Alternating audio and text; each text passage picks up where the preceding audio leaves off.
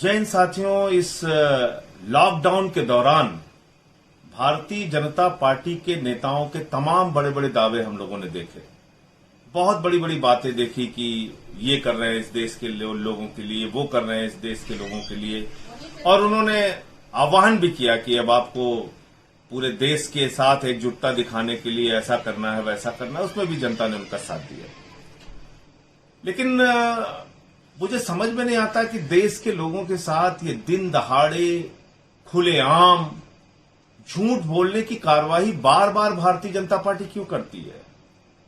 और इसके लिए मैं आपको एक वीडियो दिखाना चाहता हूं, उसके बाद अपनी पूरी बात करूंगा। ये आप जरूर देखिए और सुनिए इसको।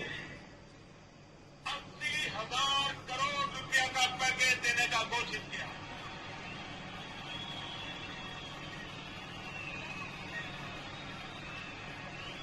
80,000 करोड़ रुपया का पैकेज हमने तय किया है कि कालखंड में 100 लाख करोड़ रुपया 100 लाख करोड़ रुपया आधुनिक इंफ्रास्ट्रक्चर के लिए लगाए जाएंगे, जिसे रोजगार भी मिलेगा। खड़ा हो तब मैं आज बिहार के पैकेज की घोषणा यहीं से करना चाहता हूं। करो करो 50,000 करोड़ की ज्यादा करो, 60,000 करोड़ की ज्यादा करो, 70,000 करोड़ की ज्यादा करो, 75,000 करोड़ की ज्यादा करो, 80,000 करोड़ की ज्यादा करो, 90,000 करोड़ की ज्यादा करो। मेरे भाइयों बहनों, मैं आज वादा करता हूं, दिल्ली सरकार कान बराबर ठीक रख के सुन लीजिए। दिल्ली सरकार 1.25 लाख करोड़ रुपए का पैकेज देगी। हर संकट के समय एक पैकेज घोषित करने की फैशन हो गई। भाई आपको कुछ मिलता है क्या? इतने पैकेज आते हैं, मिला है कुछ? आपको मिला है कुछ?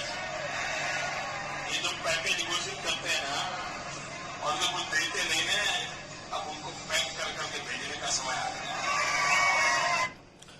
तो आपने देखा कि प्रधानमंत्री जी के बड़े बड़े दावे, उन्होंने 80,000 करोड़ रुपए का पैकेज जम्मू कश्मीर के लिए घोषित किया था। 1 लाख करोड़ रुपए का पैकेज आधुनिक इंफ्रास्ट्रक्चर डेवलप करने के लिए घोषित किया था। 1,25,000 करोड़ का पैकेज बिहार के लिए घोषित किया था। और इसके साथ साथ उन्होंने ये भी कहा कि ऐसे संकट के समय में पैकेज घोषित किए जाते हैं। वो किसी दूसरी मीटिंग का संदर्भ लेते हुए उन्होंने बोला है, किसी संकट के समय में कैसे पैकेजों की घोषणा की जाती है। और आज की तारीख में इस कोरोना संकट के समय में भी एक डेटा, एक बड़ा फिगर देश के सामने रखा गया।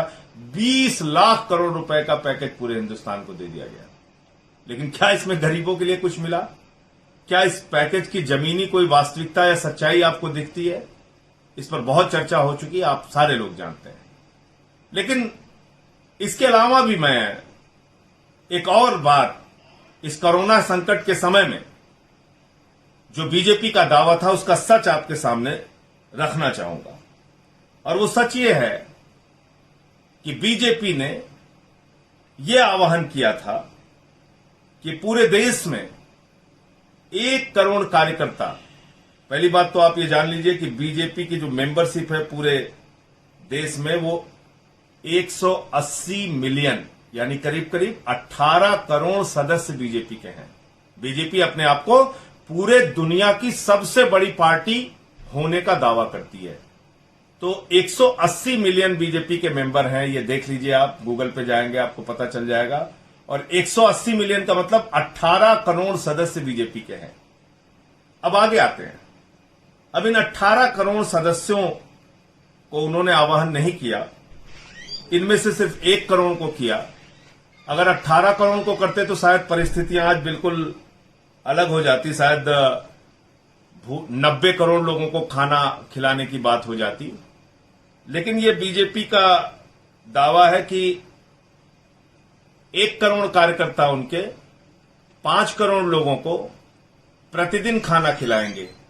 बीजेपी के 1 करोड़ कार्यकर्ता 5 लोगों को प्रतिदिन यानी 5 करोड़ लोगों को प्रतिदिन खाना खिलाएंगे। ये आह्वान भारतीय जनता को, नेपाल को, बांग्लादेश को और श्रीलंका को, सबको, अड़ोस पड़ोस के सारे देशों को खाना खिलाने का दावा कर देती बीजेपी। लेकिन चलो अच्छा है कि उन्होंने 1 करोड़ लोगों का दावा किया था। इस तरह का झूठ भारतीय जनता पार्टी क्यों बोलती है?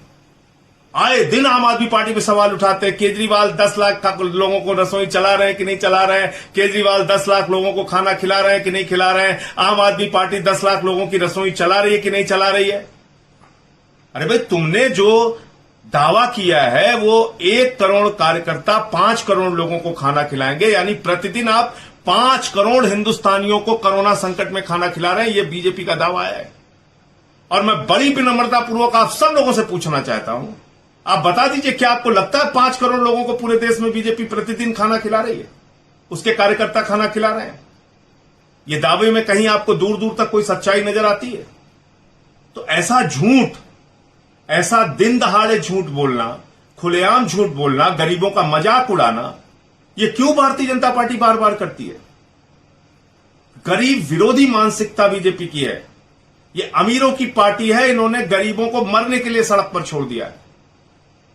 आप देखिए, कल भागलपुर में भी एक्सीडेंट हो गया। बिहार के अंदर 9 लोगों की जान चली गई। उसके पहले औरैया में 24 लोगों की जान चली गई। उसके पहले औरंगाबाद में 16 लोगों की जान चली गई।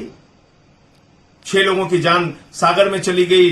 5 लोगों की जान मुजफ्फरनगर में चली गई। पूरे देश में मजदूर जो है, प्रवासी मजदूर, वो जमीन पर, सड़क पर बैठा है, आस लगाए घर जाने के लिए। वो उसके पांव में छाले पड़ जा रहे हैं। माताओं बहनों की ऐसी घटनाएं सामने आती हैं, आंख से आंसू निकल आएगा। एक महिला की डिलीवरी रास्ते में हो गई। इस तरह की खबरें आ रही हैं। लोग मर जा रहे हैं चलते चलते। लेकिन झूठ पे झूठ, झूठ पे झूठ, झूठ पे झूठ। कल आपने देखा, गृह मंत्रालय का आदेश आ गया। अब गृह मंत्रालय कह रहा है राज्यों से अनुमति लेने की जरूरत नहीं है, ट्रेन चल सकती है। इसके पहले पीयूष गोयल जी क्या कह रहे थे?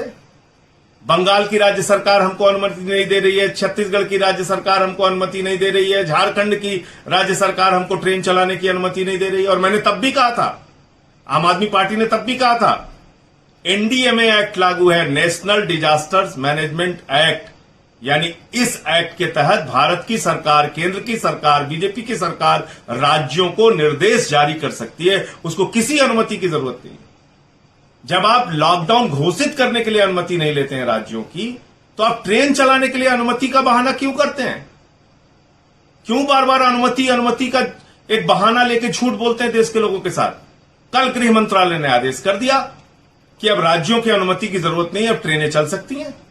इसका मतलब इन 10 दिनों तक आप जानबूझकर इन गरीब लोगों को सड़क पर मरने के लिए मजबूर किया आपने।